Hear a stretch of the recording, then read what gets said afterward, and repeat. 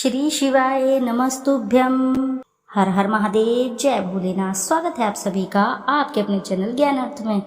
आप सभी का दिन शुभ और मंगलमय हो। भगवान भोलेनाथ की कृपा आपके और आपके समस्त परिवार पर सर्वदा बनी रहे।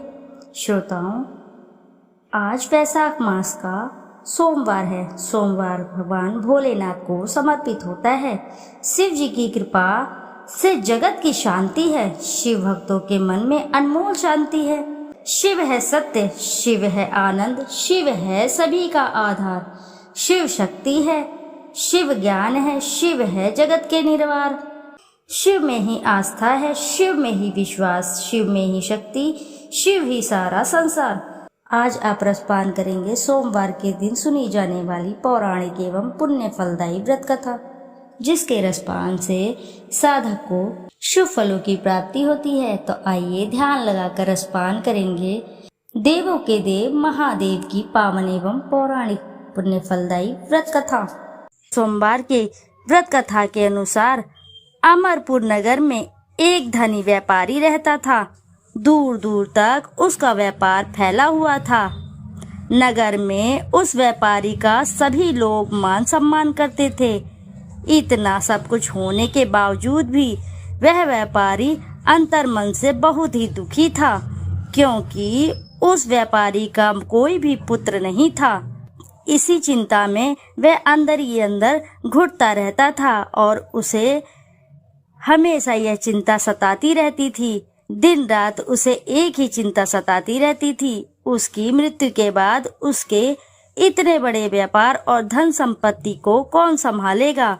सारा भार कौन संभालेगा?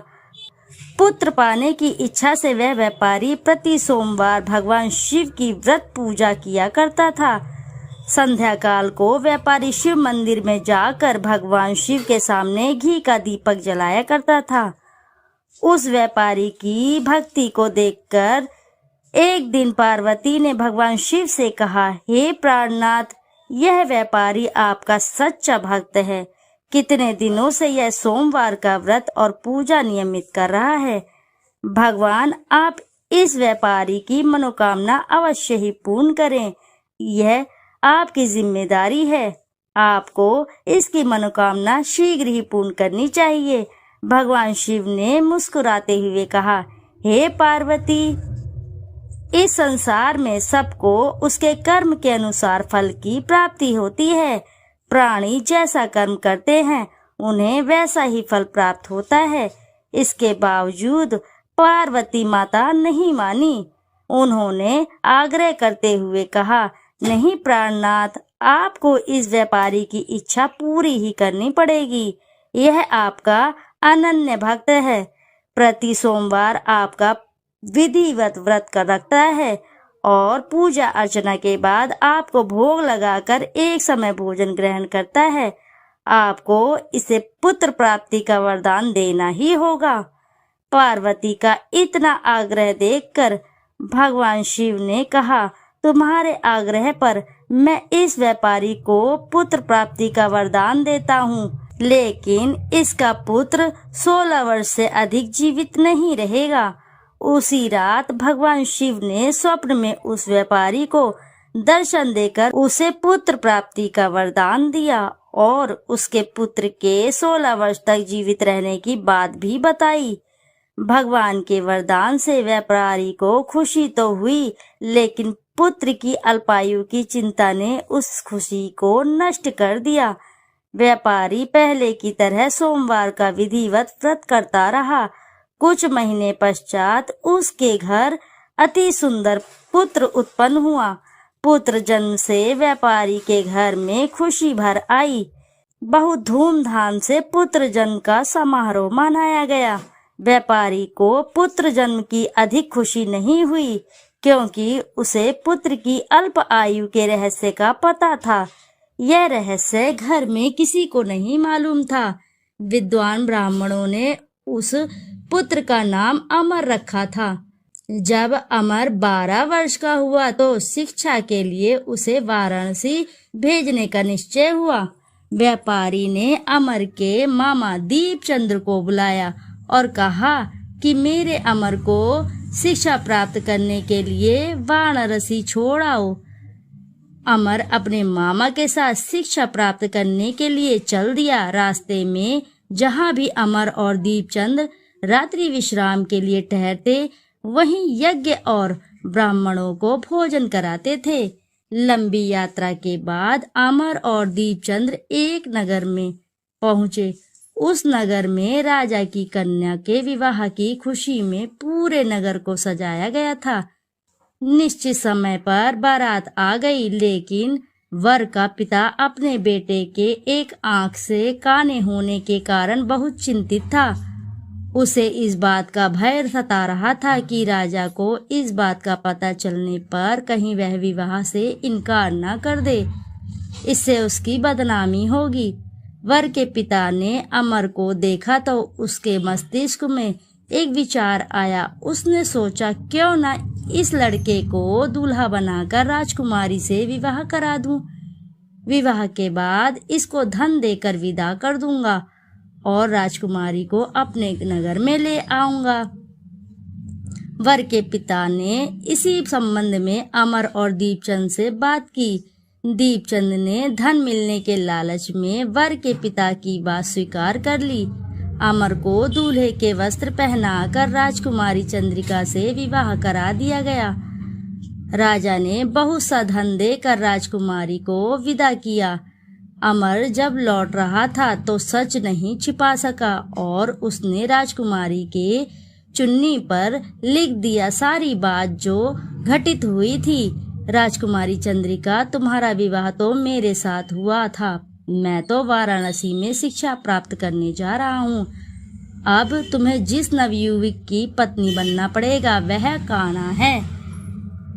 जब राजकुमारी ने अपनी ओढ़नी पर लिखा हुआ पढ़ा तो उसने काने लड़के के साथ जाने से इनकार कर दिया। राजा ने सब बातें जानकर राजकुमारी को महल में रख लिया।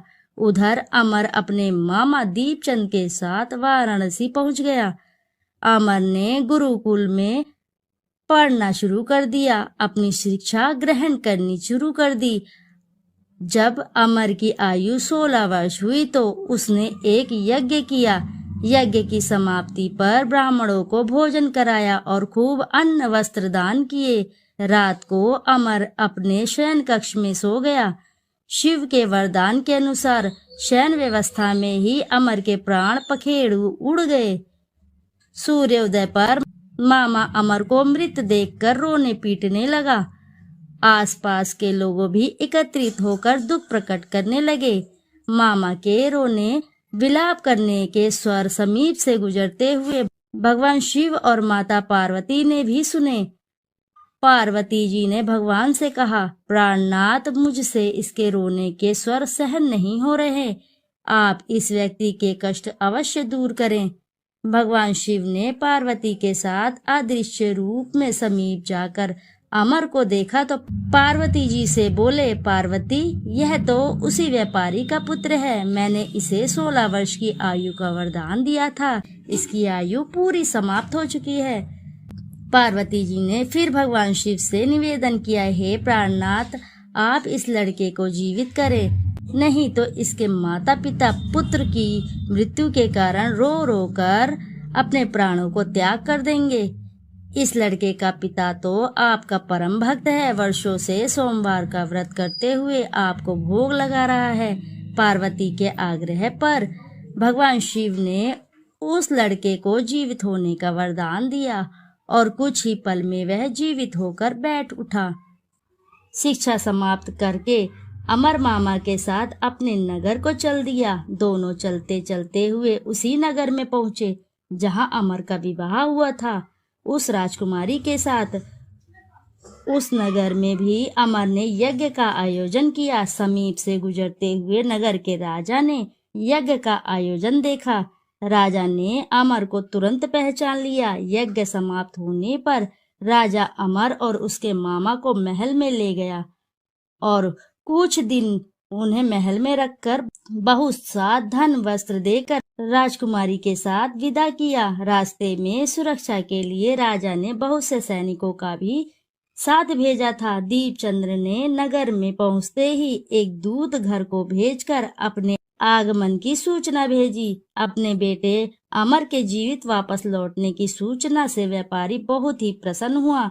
व्यापारी ने अपनी पत्नी के साथ स्वयं को एक कमरे में बंद कर रखा था। भूखे प्यासे रहकर व्यापारी और उसकी पत्नी बेटे की प्रतीक्षा कर रहे थे। उन्होंने प्रतिज्ञा कर रखी थी कि यदि उन्हें अपने बेटे की मृत्यु का समाचार मिला तो दोनों अपने प्राण त्याग देंगे। व्यापारी अपनी पत्नी और मित्रों के साथ नगर के द्वार पहुंचा। अपने बेटे के विवाह का समाचार सुन पुत्र वधू राजकुमारी चंद्रिका को देखकर उसकी खुशी का ठिकाना न रहा। उसी रात भगवान शिव ने व्यापारी के स्वप्न में आकर कहा, हे श्रेष्ठी, मैंने तेरे सोमवार के व्रत और व्रत कथा सुनने से प्रसन्न होकर तेरे पुत्र को लंबी आयु प्रदान की है। व्यापारी बहुत ही प्रसन्न हुआ। सोमवार का व्रत करने से व्यापारी के घर में खुशियां लौट आई। शास्त्रों में लिखा है कि जो स्त्री पुरुष सोमवार का विधिवत व्रत करते हैं और व्रत कथा सुनते हैं, उनकी सभी इच्छाएं शीघ्र ही पूर्ण होती है। भगवान भोलेनाथ की कृपा से उनके सभी मनोरथ शीघ्र ही पूर्ण होते हैं। भगवान भोलेनाथ उसकी सभी इच्छाओं को शीघ्र ही पूर्ण करते हैं। जो भी साधक इस कथा को श्रवण करता है और इसका हुंकारा भी भरता है तो भी भगवान भोलेनाथ उसके सभी मनोरथ शीघ्र ही पूर्ण करते हैं। आइए अब रसपान करते हैं पवित्र शिव चालीसा। श्री गणेश जी गिरजा सुवन मंगल मूल सुजान, कहत अयोध्या दास तुम देहु अभय वरदान। जय गिरिजापति दीन दयाला, सदा करत संतन प्रतिपाला। भाल चंद्रमा सोहतनी के, कानन कुंडल नागफनी के। अंग गौर शिर गंग बहाए, मुंडमाल तन छार लगाए। वस्त्र खाल बाघंबर सोहे, छवि को देख नाग मुनि मोहे। मैना मातु की है दुलारी, बाम अंग सोहत छवि न्यारी। कर त्रिशूल सोहत छवि भारी, करत सदा शत्रुन क्षयकारी। नंदी गणेश सोहे तनहा कैसे, सागर मध्य कमल है जैसे। कार्तिक श्याम और गणराऊ, या छवि को कही जात न काऊ। देवी जबहि जाय पुकारा, तबहि दुख प्रभु आप निवारा। किया उपद्रव तारक भारी, देवन सब मिली तुम्हीं जुहारी। तूरत षडानंद आप पठायु, लब निमेष महामारी गरायु। आप जलंधर असुर संहारा, जयश तुम्हार विदित संहारा। त्रिपुरासुर सन युद्ध मचाई, सबहि कृपा कर लीन बचाई। किया तपहि भागीरथ भारी, पुर प्रतिज्ञा तसु पुरारी। दानिन मम तुम स्वम कोहु नाही, सेवक स्तुति करत सदाही। वेद नाम महिमा तब गाई, अखत अनादि वेद नहीं पाई। प्रगट उदती मंथन में ज्वाला, जरे सुरासुर भय विहाला। कीन दया तम करी सहाई, नीलकंठ तब नाम कहाई। पूजन रामचंद्र जब कीन्हा, जीत के लंक विभीषण दीन्हा। सहस कमल में हो रहे धारी, कीन्हा परीक्षा तब ही पुरारी। एक कमल प्रभु राखेउ जोही, कमल नयन पूजन चम सोही। कठिन भक्ति देख प्रभु शंकर, भय प्रसन्न दिए इच्छित वर। जय जय अनंत अविनाशी, करत कृपा सबके घटवासी। दुष्ट सकल नित मोहि सतावे, ब्रह्मत रहे मोहि चैन न आवे। त्राहि त्राहि मैं नाथ पुकारू, यही अवसर मोहि आन उबारू। ले त्रिशूल शत्रुन को मारो, संकट से मोहि आन उबारो। माति पिता भ्राता सब कोई, संकट में पूछत ना कोई। स्वामी एक है आस तुम्हारी, आए हरहु अब संकट भारी। धन निर्धन को देत सदाही, जो कोई जांचे वो फल पाही। अस्तुति के ही विधि करो तुम्हारी, क्षमहु नाथ अब चूक हमारी। शंकर हो संकट के नाशन, मंगल कारण विघ्न विनाशन। योगी यति मुनि ध्यान लगावे, नारद शारद शीश नवावे। नमो नमो जय नमो शिवाय, सुर ब्रह्मादिक पार न पाए। जो यह पाठ करे मन लाई, ता पार होत शंभु सहाई। ऋनिया जो कोई हो अधिकारी, पाठ करे सो पावनहारी। पुत्रहीन कर इच्छा कोई, निश्चित शिव प्रसाद ते होई। पंडित त्रयोदशी को लावे, ध्यान पूर्वक होम करावे। त्रयोदशी व्रत करे हमेशा, तन नहीं ताके रहे कलेशा। दीप धूप नैवेद्य चढ़ावे, शंकर सम्मुख पाठ सुनावे। जन्म जन्म के पाप नसावे, अंतवास शिवपुर में पावे। कहे अयोध्या आस तुम्हारी, जाने सकल दुख हरहु हमारी।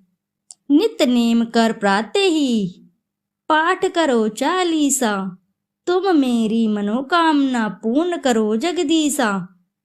मगसर छठी हेमंत ऋतु, सन्मत 64 जान। स्तुति चालीसा शिवहि, पूर्ण कीन कल्याण। इति शुभम।